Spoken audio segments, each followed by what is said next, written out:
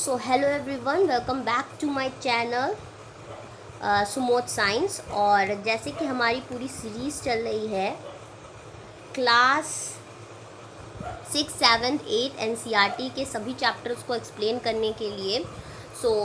हमें क्या करना है कि मैं आपको सबसे पहले कुछ अपनी बातें बता दूं, फिर फटाक से शुरू कर देंगे बिना आपका टाइम वेस्ट किए। तो वो बातें ये हैं कि मैंने क्लास 6 की 1 to 7 chapter with the exercises बहुत अच्छे से एक्सप्लेन किए हैं। जाके उनको अच्छी तरह देख लीजिए अगर आप 6th क्लास में हैं। बाकी अगर 7th क्लास के स्टूडेंट हैं तो मैंने क्या किया हुआ है, या आपको 7th क्लास की देखनी है तो मैंने chapter 1 to I think 3rd chapter तक वहाँ पर भी मैंने एक्सप्लेन कर दिया विद द एक्सरसाइजेज। और क्लास 8 का मैंने first chapter with the exercise explain किया है। आज चैप्टर 2 की बारी है और चैप्टर 2 को मैंने बहुत ही अच्छे, बहुत ही इंटरेस्टिंग वे में रखा है ताकि आपको बिल्कुल भी बोरिंग फील ना हो और आप आराम से इस चैप्टर को अच्छी तरह से समझ जाएं। बिल्कुल एक ही वीडियो में सब एक्सप्लेन हो जाएगा आपको और आप आराम से अपने एग्जाम में अच्छा स्कोर करोगे। ओके, सो बिना किसी देरी के हम लोग शुरू कर रहे हैं। हाँ, अब आपको करना क्या है, इन सबको एक्सेस करने के लिए मेरे चैनल को सब्सक्राइब कर लीजिए ताकि एक जगह आपको सारी वीडियो मिल जाए। और ये सब्सक्रिप्शन जो होगा बिल्कुल फ्री है, आपको पता है यूट्यूब पे। तो मैं ताकि, और ये मेरे लिए सपोर्ट होगा कि मैं आगे जो वीडियोस हैं वो बहुत अच्छी डालूँ। तो उसके लिए आपको चैनल को प्लीज़ सब्सक्राइब करना है। ये आपके लिए भी अच्छा है, मेरे लिए भी बेनिफिशियल है। आपके लिए बिल्कुल फ्री है बट मेरे लिए सपोर्ट है, ठीक है। इसके अलावा अगर आपको पसंद आए तो लाइक भी करिएगा। चलिए अब शुरू करते हैं। सबसे पहले इंट्रोडक्शन है। आखिरकार देखिए, सबसे पहले आपको बता दें तो आप अच्छी तरह जानते हैं प्लांट्स और एनिमल्स दो तरीके के लिविंग ऑर्गेनिज्म होते हैं, ठीक है। एक होता है प्लांट, आप जानते हो, और एक होता है आपकी नज़र में एनिमल्स जो यहाँ दिख रहा है आपको, ठीक है। इसके अलावा कुछ और लिविंग ऑर्गेनिजम्स भी होते हैं जो ना प्लांट की कैटेगरी में आते हैं ना ही एनिमल्स की कैटेगरी में आते हैं। वो लिविंग ऑर्गेनिजम्स जो होते हैं वो हमारे आसपास होते हैं लेकिन आप उनको देख नहीं सकते हो, आप उनको देख नहीं सकते हो। ऐसे ऑर्गेनिजम्स को हम माइक्रो ऑर्गेनिजम्स कहते हैं। कैसे ऑर्गेनिज्म? माइक्रो ऑर्गेनिजम्स, या इनको माइक्रोब्स कहा जाता है। दोनों में से कुछ भी कहा जा सकता है। तो उम्मीद है आपको भी मोटा मोटा ब्रीफ ये मिल गया है कि आपके पास 3 कैटेगरी अब है। एक तो प्लांट्स की कैटेगरी हो गई, एक एनिमल की कैटेगरी हो गई, और एक माइक्रो ऑर्गेनिजम्स हैं जो आप अपनी आंखों से, आप प्लांट्स को देख सकते हो, एनिमल को देख सकते हो, माइक्रो ऑर्गेनिज्म को आप नहीं देख सकते हो। ओके, तो अब आपको माइक्रो ऑर्गेनिज्म देखने के लिए चाहिए क्या? तो अगर आपको माइक्रो ऑर्गेनिज्म बाकी देखना है और आपके यहाँ माइक्रोस्कोप है तो बहुत अच्छी बात है, और नहीं है तो स्कूल में ज़रूर होगा, स्कूल में जाकर भी आप चेक कर सकते हो। आपको क्या करना है कि मॉइस्ट जो है सॉइल लेनी है, यानी कि सॉइल अपने फील्ड से ले आइए, और उसके बाद बीकर जो है या किसी भी जग के अंदर जो ट्रांसपेरेंट है उसके अंदर आप क्या करो कि पानी के अंदर इस मिट्टी को डाल दो। उसके बाद जब सॉइल के पार्टिकल सेटल डाउन हो जाए, नीचे बैठ जाएं, तो आप एक ड्रॉप पानी का उठाओ और उसके बाद उसको एक डिश टाइप की होती है उसके ऊपर, ग्लास की होती है, उसके ऊपर रखकर आप माइक्रोस्कोप से, तो जिस तरीके का आपका माइक्रोस्कोप है उससे देखोगे तो आपको कुछ दिखेगा। सिमिलरली आपको क्या करना है कि आपको, और अगर आपके पास मान लीजिए फील्ड में मिट्टी अवेलेबल नहीं है तो कुछ ड्रॉप पानी के आप कहाँ से, पॉन्ड से ले आओ। अगर आपके आसपास पॉन्ड है तो आप वहाँ से ले आओ और वैसे ही ग्लास स्लाइड पे रखो, फिर आप माइक्रोस्कोप से देखो। इन दोनों पर ही आपको कुछ इस तरीके का या कुछ इस तरीके का कोई भी स्ट्रक्चर दिख सकता है। इसे क्या कहते हैं? माइक्रो ऑर्गेनिजम्स हैं, ठीक है। तो सबसे पहले क्वेश्चन आता है व्हाट आर माइक्रो ऑर्गेनिजम्स। तो है क्या ये माइक्रो ऑर्गेनिज्म? एक डेफिनेशन के तौर पर क्या कहा जाएगा कि माइक्रो ऑर्गेनिज्म क्या है? बहुत ही स्मॉल और बहुत ही स्मॉल लिविंग ऑर्गेनिज्म है, और ये क्या है कि विजिबल, यानी आप देख नहीं सकते अनएडेड आई से, यानी कि हेल्प आपको माइक्रोस्कोप की लेनी पड़ी उन्हें देखने के लिए। ऐसे आपको पानी बिल्कुल सही दिखेगा, एक मिट्टी वाला पानी, पर ये बैक्टीरिया आपको बिना माइक्रोस्कोप के नहीं दिखने वाले हैं, ठीक है। तो जब आप देखोगे तब आप जान पाओगे कि ये इतने ऐसे माइक्रो ऑर्गेनिज्म रहते हैं, ठीक है। अब ये क्या कर सकते हैं? हर तरीके के इन्वायरमेंट में प्रेजेंट होते हैं, ठीक है। आप बहुत ज़्यादा ठंडी जगह हो, आइस कोल्ड क्लाइमेट हो, चाहे बहुत गर्मी हो, वहाँ भी प्रेजेंट होते हैं, चाहे वो डेजर्ट एरिया हो, चाहे वो मार्शी लैंड्स हो, हर जगह ये माइक्रो ऑर्गेनिज्म प्रेजेंट हो सकते हैं, रह सकते हैं, जिंदा रह सकते हैं, ठीक है। माइक्रो ऑर्गेनिज्म इवन एयर में मिलेंगे आपको, पानी के अंदर जैसे पॉन्ड में आपको मिले ही थे, और ये आपको कहाँ मिलेंगे? हमारे अंदर भी मिलते हैं बॉडीज़ में, यानी कि एनिमल्स की बॉडीज़ के अंदर भी मिलेंगे, प्लांट्स के अंदर भी मिलेंगे। आप देख सकते हो कि ये घर कहीं पर भी बना सकते हैं अपना, ये रह कहीं भी सकते हैं। उम्मीद आपको इतनी बात समझ में आई होगी। अब ये यूनिसेलुलर और मल्टी सेलुलर, जैसे आपको पता है हम सब, जो हमारी बॉडी है वो सेल से मिलके बनी हुई है, और प्लांट्स की भी, माफ करिएगा, प्लांट्स की भी बॉडी जो है वो सेल से मिलके बनी है। तो सेल भी दो तरह के होते हैं, कुछ होते हैं जो एक ही सेल से, यूनिसेलुलर का मतलब है एक सेल से ही बन गया है, और मल्टी सेलुलर ही बहुत सारे। तो ये दोनों तरीके में भी अवेलेबल है, यूनिसेलुलर भी हो सकते हैं और मल्टी सेलुलर भी हो सकते हैं। ओके, अब देखिए माइक्रो ऑर्गेनिजम्स की कुछ कैटेगरी है। माइक्रो ऑर्गेनिजम्स में कौन कौन आते हैं? बैक्टीरिया जो होते हैं वो माइक्रो ऑर्गेनिज्म में होते हैं, फंगी जो होता है वो भी माइक्रो ऑर्गेनिज्म में आता है, प्रोटोजोआ और कुछ एल्गे जो है वो माइक्रो ऑर्गेनिज्म में आते हैं। वायरसेस इन जो ऊपर दिए हुए इनसे थोड़ा अलग होता है, बट हाँ इनको माइक्रो ऑर्गेनिज्म की जो कैटेगरी है उसमें रखा जाता है। ये आप ध्यान रखिएगा, वायरस भी इसके अंदर कैटेगरी में माइक्रो ऑर्गेनिज्म में। क्यों? क्योंकि ये भी नहीं दिखता है। आप वायरस में, आप इतना कोरोना वायरस आ चुका है, आप अच्छी तरह जानते हो, तो कोरोना वायरस क्या आपको दिखता था? आपको दिखता नहीं था, लेकिन हाँ वो सबको मिल रहा था, सबसे फैल रहा था, एक आदमी से दूसरे आदमी आराम से क्या कर रहा था, वो फैल रहा था। तो वो क्या फैल रहा था? वो एक वायरस था जो ऐसे ऐसे करके आप लोगों ने देखा होगा रेड कलर का दिख रहा था, पर वो सिर्फ दिख रहा था, वो आपको ऐसे क्या अनएडेड आई से दिख रहा था, वो किसी में देखा गया होगा कुछ इस तरीके का पार्टिकल दिखता है, ये इस तरीके का वायरस है जो दिखता है, तो वो वायरस कैसे माइक्रोस्कोप के जरिए देखा गया होगा। सो वो वायरस है हमारा माइक्रो ऑर्गेनिज्म के अंदर। ठीक है, यहाँ पर मैंने दिखा भी दिया टाइप्स ऑफ माइक्रो ऑर्गेनिज्म में, एक बैक्टीरिया, फंगी, प्रोटोजोआ, एल्गे और वायरस, ये सारे आते हैं। इनके अंदर बहुत सारे प्रोटोजोआ कुछ होते हैं, कुछ फंगाई होते हैं, कुछ बैक्टीरिया होते हैं, कुछ एल्गे होते हैं, कुछ वायरसेस होते हैं। ठीक है, इनके अंदर कैटेगरी में डिवाइड किया गया है। अब देखिए बैक्टीरिया कुछ इस तरीके का दिखता है। ठीक है, बिल्कुल आपकी थोड़ा बहुत कहें नूडल्स जैसा। ठीक है, ओके, मजाक कर रही थी। फिर नेक्स्ट बात करेंगे एल्गे। एल्गे आपका कुछ दो देखिए, इसमें दो कोई नाम दे दिए, बहुत सारे एल्गे होते हैं, तो ये आपकी बुक के अंदर एनसीईआरटी में इसलिए मैंने दे दिया। प्रोटोजोआ में देखिए एमीबा और पैरामीशियम ये दिया हुआ है। वैसे ही आपके फंगाई में देखिए ब्रेड मोल्ड, ब्रेड मोल्ड वही है, ब्रेड में आपके फंगस लग जाता है, वो पेनिसिलिन, एस्परगिलस, ये सब क्या है आपके फंगाई वाले हैं। अब वायरसेस हमने कहा कि इनसे कुछ अलग होते हैं माइक्रो ऑर्गेनिज्म से। सबसे अलग कौन है? वायरस है। ये क्योंकि क्या होते हैं, ये केवल तभी रिप्रोड्यूस, जो आपका बैक्टीरिया है वो बताए बाहर भी क्या हो सकता है, अपने आप को रिप्रोड्यूस कर सकता है। कर सकता है क्या? करेगा ही। अभी हम लोग बैक्टीरिया में देखेंगे कौन से बैक्टीरिया ऐसे होते हैं जो अपने आप को प्रोड्यूस कर सकते हैं। ठीक है, लेकिन जो आपका, जैसे कि मैं आपको यही बता दूं, कर्ड वर्ड बनता है तो ये आपस में अपने आप को क्या है, रिप्रोड्यूस कर लेते हैं, और बहुत सारे मिल्क से ही क्या हमको मिल जाता है, दही मिल जाता है, राइट, कर्ड मिल जाता है। तो ये अपने आप को क्या बाहर ही तो कर रहे हैं, ये कोई लिविंग ऑर्गेनिज्म तो था नहीं, हमारा दूध ठीक है नॉन लिविंग था, इसी के अंदर ये अपने आप को रिप्रोड्यूस कर सकते हैं। पर इसको एक ऑर्गेनिज्म चाहिए, लिविंग ऑर्गेनिज्म वायरस को। तभी तो कोरोना वायरस में लोग कह रहे थे एक दूसरे से कांटेक्ट में मत आओ, क्योंकि हम भी लिविंग है, वो भी लिविंग है। अगर लिविंग एक दूसरे के कांटेक्ट में आएगा तो क्या होगा, ये वायरस तुरंत ही उसके अंदर जैसे ही पड़ेगा तो वो जिंदा हो जाएगा, और वो क्या करेगा, अपने आप को रिप्रोड्यूस करते करते क्या करेगा, और बड़ा करेगा और अच्छा मैन्युफैक्चर करेगा। तो ये आप समझ रहे होंगे कि आपको कोरोना वायरस सबसे बेस्ट एग्जांपल है वायरस को समझाने का, कि आप लोगों ने देखा हुआ है। ठीक है, तो होस्ट ऑर्गेनिज्म जो है इसके अंदर ही अपने आप को दोबारा रिप्रोड्यूस करता है। ठीक है, तो ये बात है। तो ये किसी के अंदर ही, बैक्टीरिया के अंदर खुद ये वायरस प्रेजेंस होता है, प्लांट के अंदर भी ये हो सकता है, तो प्लांट से भी फैल सकता था, और एनिमल से तो आया ही था, आपको पता है कोरोना वायरस, तो ये एनिमल के अंदर प्रेजेंट था। ठीक है, तो वायरसेस कुछ इस तरीके के हैं, और एक कोरोना वायरस भी आपका ऐसे था, वो भी कुछ इसी कैटेगरी में था, अगर आपको याद हो तो। ठीक है, नेक्स्ट बात करते हैं। हाँ सॉरी, मैंने चैप्टर में आपको एक इंट्रोडक्शन में तो ये बताया ही नहीं कि चैप्टर का नाम था micro organism friend and foe. Friend and foe का क्या मतलब है? फ्रेंड का मतलब है माइक्रो ऑर्गेनिज्म आपके दोस्त भी हैं। ठीक है, सिर्फ बुरे नहीं है, दोस्त है, और वो दोस्त किस तरह काम आते हैं, यानी कि आपके लिए क्या हेल्पफुल है माइक्रो ऑर्गेनिज्म वो। और फो का मतलब है आपके लिए एनिमी भी है, तो वो एनिमी कौन से हैं और वो एनिमी किस प्रकार से हैं, ये आपके चैप्टर में पूरे में था। तो सबसे पहले हम फ्रेंड के कैटेगरी को पढ़ लेते हैं, और फिर उसके बाद हम पढ़ेंगे कि आखिरकार ये जितने भी माइक्रो ऑर्गेनिज्म है ये हमारे एनिमी भी कैसे हैं। ठीक है, तो सबसे पहले हम माइक्रो ऑर्गेनिज्म जो फ्रेंडली है। ठीक है, अब वो क्या करते हैं, अगर माइक्रो ऑर्गेनिज्म प्रेजेंट नहीं होगा तो आप कभी भी कर्ड और ब्रेड नहीं बना पाओगे। ठीक है, तो कर्ड और ब्रेड बनाने के लिए कैसे माइक्रो ऑर्गेनिज्म हेल्प करते हैं आप उसको देख लीजिए।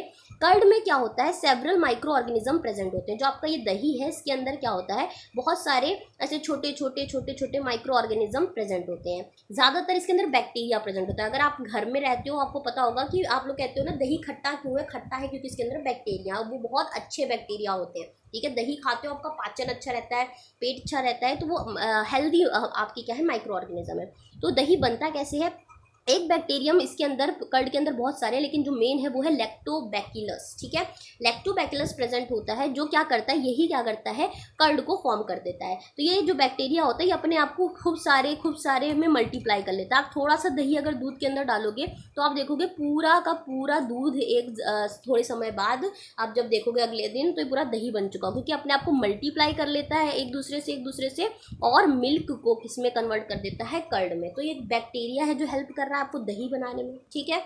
नेक्स्ट बात करेंगे, बैक्टीरिया ही है जो क्या करता है आपको चीज़ बनाने में।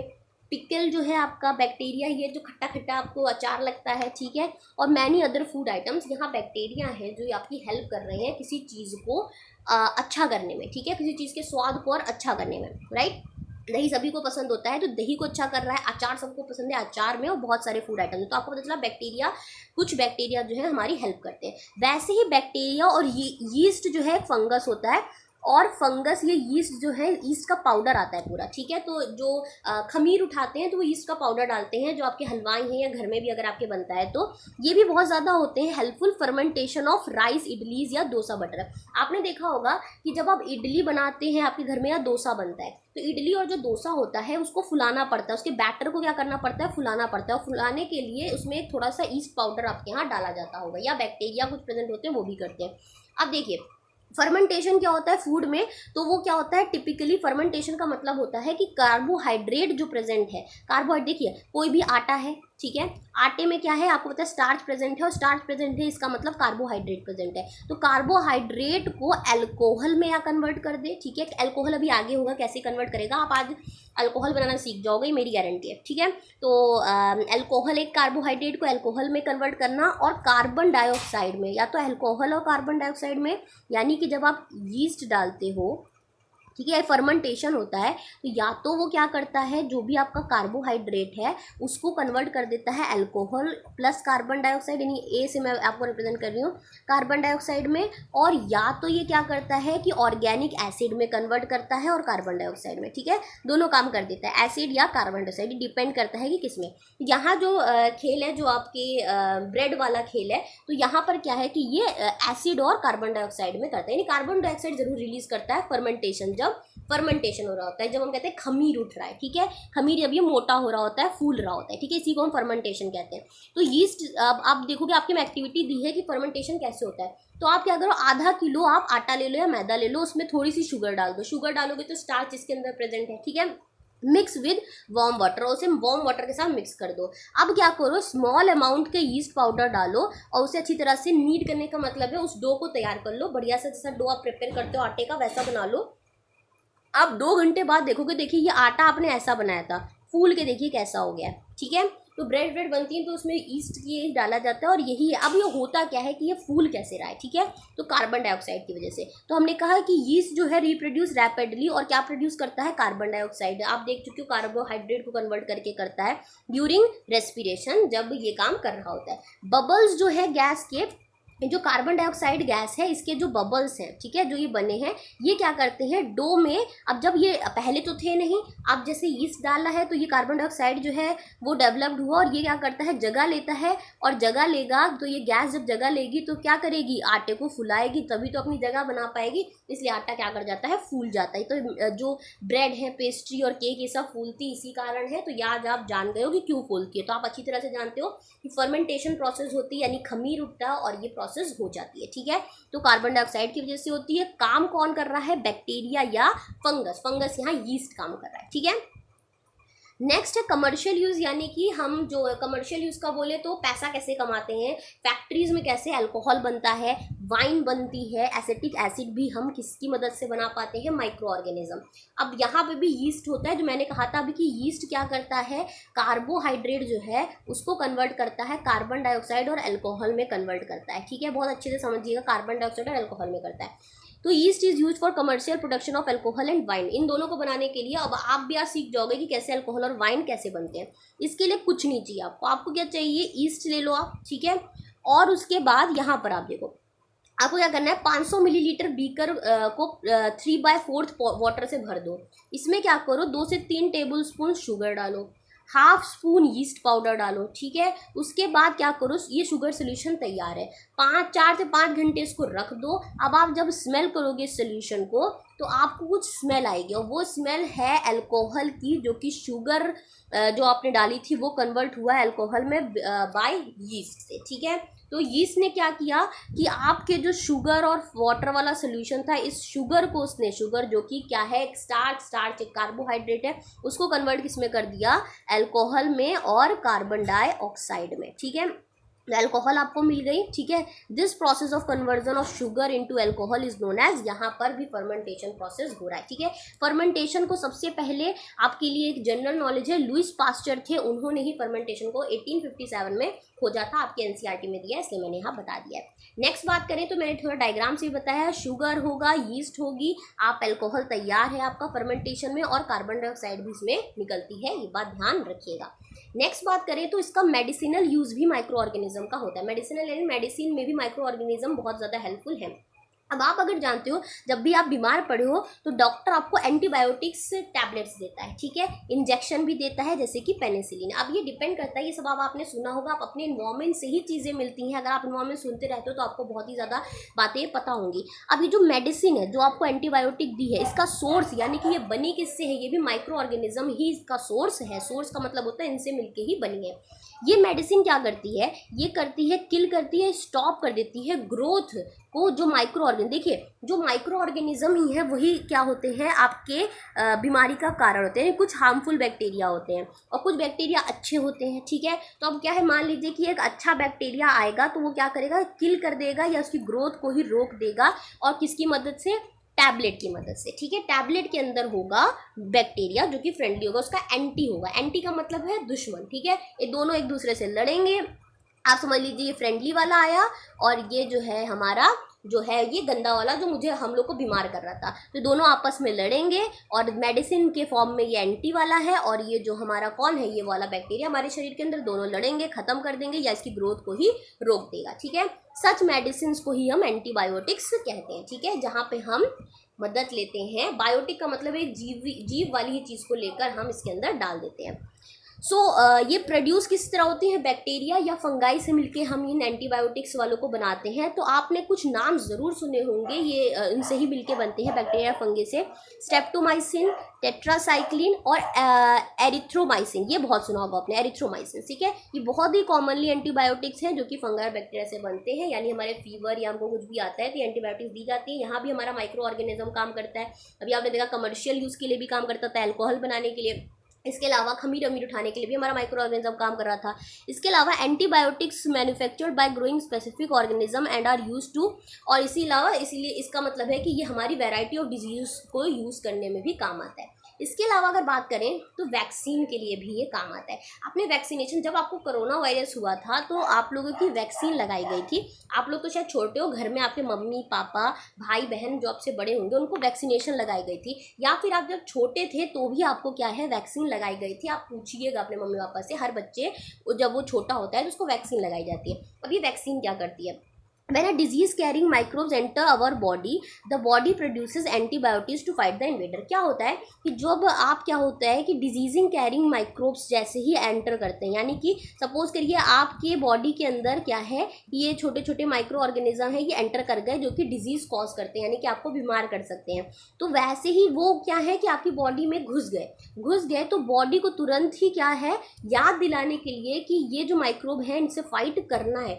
इसके लिए हमारी बॉडी क्या करती है, एंटीबॉडीज प्रेजेंट करती है। आपने एंटीबॉडीज का नाम खूब सुना होगा उस समय, ठीक है। एंटीबॉडीज जो है हमारी बॉडी किस लिए करती है, इन बैक्टीरिया को फाइट करने के लिए। अभी एंटी जहां लग जाए समझ लीजिए फाइट करने के लिए। अब क्या होता है, जब आप वैक्सीन डालते हैं, वैक्सीन में एक्चुअली कुछ नहीं होता। वैक्सीन में क्या होता है, छोटे छोटे माइक्रो ऑर्गेनिजम्स जो होते हैं वो क्या होते हैं, वो बहुत ही लिटिल हार्मफुल होते हैं। जब वो बॉडी के अंदर आते हैं वैक्सीन के ज़रिए तो आपकी बॉडी एंटीबॉडीज़ पहले ही जनरेट कर देती है। जब जनरेट कर देती है वैक्सीन में तो वो ऑलरेडी काफ़ी देर तक भी प्रेजेंट रहती है, और जब वो प्रेजेंट रहती है तो कोई भी जब बाहर से आएगा, ये तो वैक्सीन के ज़रिए डाला गया और अब आपके यहाँ एंटीबॉडीज़ ऑलरेडी प्रेजेंट है, बिल्कुल तैनात है कि एक आ चुका है अब आने नहीं देंगे, ठीक है। ऐसे वाला आपकी बॉडी के अंदर बहुत खूबसूरती से प्रेजेंट है, ठीक है। अब ये एंटीबॉडीज जब अब तैनात हो गए, पहले बिल्कुल सोए हुए थे, वैक्सीन के जरिए कुछ हार्मफुल डाले गए और ये क्या हुआ कि ये तुरंत तैनात हो गए, आपकी एंटीबॉडीज डेवलप्ड है इस समय है, या बच्चे के अंदर डेवलप्ड हो गई हैं। वैसे ही बाहर का कोई भी आएगा तो इस समय वो तुरंत फाइट करके उसको भगा देगा, ठीक है। तो उम्मीद है आपको ये बात समझ में आई होगी। तो वैक्सीन का कुछ यही खेल चलता है और इस तरह हम डिजीज़ जो है वो माइक्रोब्स एवर इस तरह वैक्सीन काम करती है। आज आप वैक्सीन जान गए हो कि वैक्सीनेशन एक्चुअली में करती क्या है, ठीक है। वैसे ही जब कोरोना वायरस आया था तो वहाँ पे भी सेम था कि जब वैक्सीन डाली गई तो एंटीबॉडीज़ डेवलप्ड करने के लिए क्या गया है, छोटे छोटे बहुत ही जो आपकी बॉडी को ज़्यादा हार्म नहीं करते वो वाले डाले जाते हैं माइक्रो ऑर्गेनिज्म। और इससे क्या होता है कि तुरंत ही आपकी बॉडी क्या है, एंटीबॉडीज़ को डेवलप कर देती है। तो अगर वायरस आएगा, ऑलरेडी आपकी बॉडी में एंटीबॉडीज़ डेवलप्ड हैं, तो क्या होता है कि आप तुरंत ही फाइट करने के लिए बहुत हेल्प करती है। और आपको पता है वायरस कुछ दिन का मेहमान होता है, उतनी देर के लिए उससे लड़ने के लिए हमें ताकत चाहिए। जो एंटीबॉडीज ऑलरेडी डेवलप्ड है तुरंत मिल जाएगी, वायरस थोड़ी देर बाद क्या करेगा, चला जाएगा हार मान के, और आप बिल्कुल स्वस्थ होकर निकलोगे, ठीक है। नेक्स्ट बात करें तो cholera, tuberculosis, small pox, hepatitis, ये सारी ही वैक्सीनेशन से ही जाने वाली ये सारे ही वायरसेस हैं, ठीक है। नेक्स्ट बात करें तो एडवर्ड जेनर थे जिन्होंने सबसे पहले वैक्सीन स्मॉल पॉक्स की खोजी थी। ये आपके यहाँ थोड़ा जनरल नॉलेज है, उसको भी साथ में लेते रहिए। इसके अलावा माइक्रो ऑर्गेनिज्म या पढ़ चुके हो बहुत बार की सॉइल फर्टिलिटी यानी सॉइल को फर्टाइल करने में मदद करता है, ये मैं बता चुकी हूँ। राइजोबियम बैक्टीरियम होता है, लेग्यूम्स जितने भी प्लांट्स होते हैं उनके रूट्स में प्रेजेंट होता है, सिम्बायोटिक इनकी रिलेशनशिप होती है। और ये क्या करते हैं कि जो एटमॉस्फेयर में नाइट्रोजन होता है प्लांट कभी भी वैसे नहीं लेता है, इसलिए क्या करता है कि ये इनके साथ रहकर इनका खाना पीना थोड़ा ले लेता है और बदले में इनको क्या करता है कि नाइट्रोजन जो है वो एटमॉस्फेयर वाला नाइट्रोजन को कन्वर्ट करके जितना यूजेबल वाला नाइट्रोजन उस कंपाउंड के फॉर्म में इसको देता है, तब प्लांट इसको ले पाता है। तो ये दोनों क्या करते हैं, इस तरह सॉइल की फर्टिलिटी, और नाइट्रोजन सॉइल को चाहिए अच्छी ग्रोथ के लिए और नाइट्रोजन इसको अच्छी ग्रोथ वाला मिलता है जो चाहिए, जो यूजेबल वाला है। तो इस तरह से सॉइल फर्टिलिटी को इंक्रीज करता है और सॉइल हमारी नाइट्रोजन में बढ़िया फॉर्म में मिलती है, ठीक है। तो नाइट्रोजन फिक्सिंग जो होती है, कुछ ब्लू ग्रीन एल्गे आपको दिख रहे होंगे और दोनों ही उसके एग्जाम्पल है जो आपके यहाँ दिए गए नाइट्रोजन फिक्सिंग बैक्टीरिया हैं जो आपके काम आते हैं। नेक्स्ट बात करें तो इन्वायरमेंट को क्लीन करने के लिए भी माइक्रो ऑर्गेनिज्म है। अब आपको पता है कि अगर आप क्या करो कि कुछ सड़े हुए प्लांट्स, सड़ी हुई आप कहते हैं कि अरे आप ये भी छोड़ दीजिए, आप देखिए कुछ दिन तक की क्या होता है कि अगर आपने मान लीजिए आपके घर में कभी कॉकरोच मरा हो, ठीक है, तो आप देखोगे कि कॉकरोच थोड़े दिन बाद गायब हो जाएगा, ठीक है। या आप कोई कीड़ा मारो थोड़े दिन बाद वो गायब हो जाता है, वो गायब होके जाता है गायब। वो एक्चुअली क्या होता है कि आप देखते होगे या आपने देखा होगा कि थोड़ी देर बाद उनके पास चींटियां लगना शुरू हो जाती हैं। चींटियों के बाद कुछ माइक्रो ऑर्गेनिज्म भी है जो उसमें डेवलप्ड हो जाते हैं, धीरे धीरे क्या कर जाते हैं, पूरे को खा लेते हैं, खा के इन्वायरमेंट में छोड़ देते हैं। अगर मिट्टी है तो मिट्टी के अंदर दफना देते हैं। तो क्या होता है कि थोड़ी देर बाद इन्वायरमेंट ही क्लीन कर देते हैं, यानी कि मरा हुआ कोई भी चीज़ या कोई भी इंसान भी इवन थोड़ी देर बाद सड़ के उसके अंदर क्या है माइक्रो ऑर्गेनिज्म ग्रो कर जाएंगे और वो क्या करेगा, पूरी तरीके से ख़त्म हो जाएगा। तो ये माइक्रो ऑर्गेनिज्म तब आते हैं, सड़ी हुई चीज़ में लग जाते हैं और उसके बाद क्या करते हैं, धीरे धीरे उसको खाकर ख़त्म कर देते हैं। तो हमारा इन्वायरमेंट क्लीन हो जाता है ना। जो अब जो हमारे जो मर गया है कॉकरोच से लेकर काम का तो नहीं रहा, चल भी नहीं रहा है, बदबू ही फैलाएगा, तो वो माइक्रो ऑर्गेनिज्म हमारे इन्वायरमेंट को क्लीन करने में भी मदद करते हैं। अब आ जाती है बारी हार्मफुल माइक्रो ऑर्गेनिज्म क्या करते हैं, ठीक है। वो माइक्रो ऑर्गेनिजम्स अभी तक तो जो हेल्प कर रहे थे हेल्पफुल फ्रेंडली थे। अब फोई यानी कि जो एनिमी है वो क्या करते हैं, बहुत तरीके से हमको हार्म भी करते हैं। जैसे कि कुछ ऑर्गेनिज्म डिजीज ह्यूमन बींग्स में फैलाते हैं, प्लांट्स में फैलाते हैं और एनिमल्स, तीन ही चीज़ें हैं जहाँ ये फैलाते हैं। कुछ डिजीजेस फैलाते हैं ऐसे माइक्रो ऑर्गेनिज्म को हम नाम दे देते हैं पैथोजन। इनको क्या कहते हैं, हम पैथोजन कहते हैं, ठीक है। अब ह्यूमंस के अंदर माइक्रो ऑर्गेनिज्म कैसे फैलाते हैं, तो ये हमारी तरह देखिए, जब आप सांस लेते हो, जैसे कि अगर आप वायरस में ही बात कर ले तो हमने कहा था कि बाहर भी ज़्यादा ना निकले क्योंकि हो सकता हो हवा में भी प्रेजेंट हो। आप जब पानी पीते हो तो पानी पीने में भी हो सकता है कि इसके अंदर माइक्रो ऑर्गेनिजम्स हो जो डेडली हो, और फूड जो आप खाते हो। अब ये क्या है, डायरेक्टली कॉन्टैक्ट इन्फेक्टेड पर्सन से आ सकता है, आपको एनिमल से आ सकता है। जैसे कि एनिमल में आपको आ ही चुका है, अगर आप बिल्कुल वायरस वाला लेके चलोगे तो आप समझ जाओगे, ठीक है। तो क्या है, अगर एनिमल में प्रेजेंट है, आपने खा लिया तो आपके अंदर पहुंच जाएगा तुरंत ही तुरंत, ठीक है।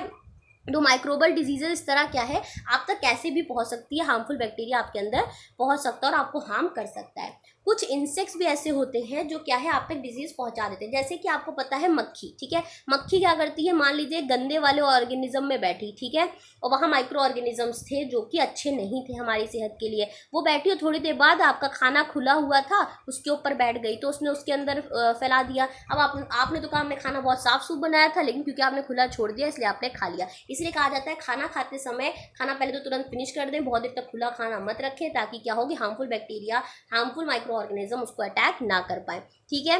वैसे ही बात करें, इसीलिए इसमें क्या होता है, कॉन्टेमिनेटेड फूड हो जाता है और आप बीमार पड़ सकते हो, ठीक है।